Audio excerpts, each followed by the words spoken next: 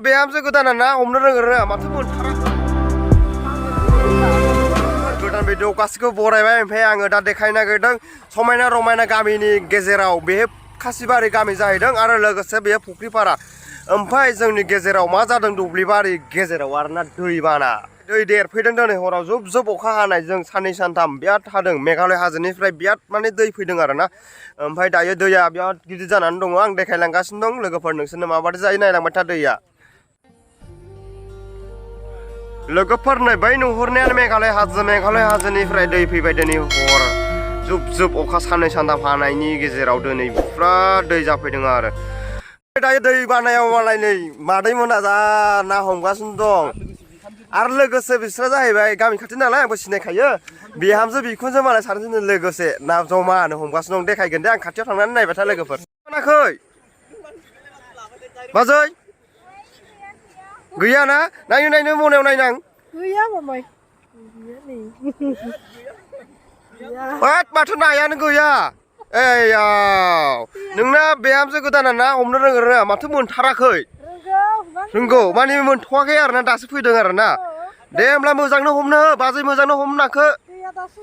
बाजैया नाया लाजियो थारमाने केमेरायाव नायनो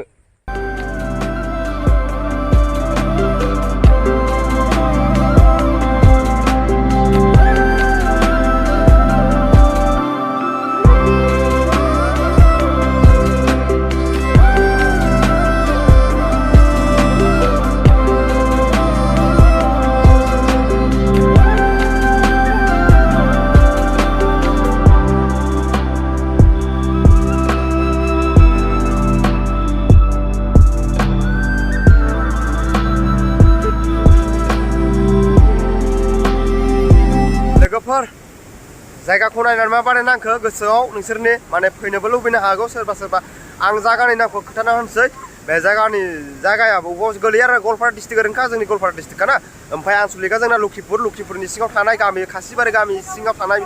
बे दैया खासिबारि गामियावनो गोलैयो आरोना बे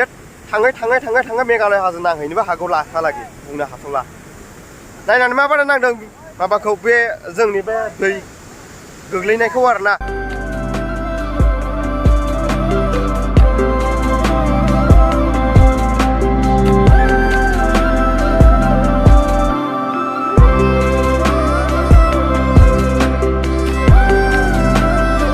लोगोफोर नुबायना माबादि बायख्ला फैखो आरो बायलांबाय थागोन उनहालागै माने बायलांबाय थागोन आरो बे दुब्लिबारिखौ लोगोफोर भिडिअखौ मा बानायनांखो नायनायनि थाखाय बयनिसिमबो गोजोननाय थाबाय आरो लोगोसे आंनि चेनेलाव दिनैसो गोदानब्ला साबसक्राइब खालामनानै ला आरो लोगोसे लाइक शेयार साबसक्राइब खालामनो दाबाव लोगोफोर दिनैनि भिडिअ एसेनोसै बाय बाय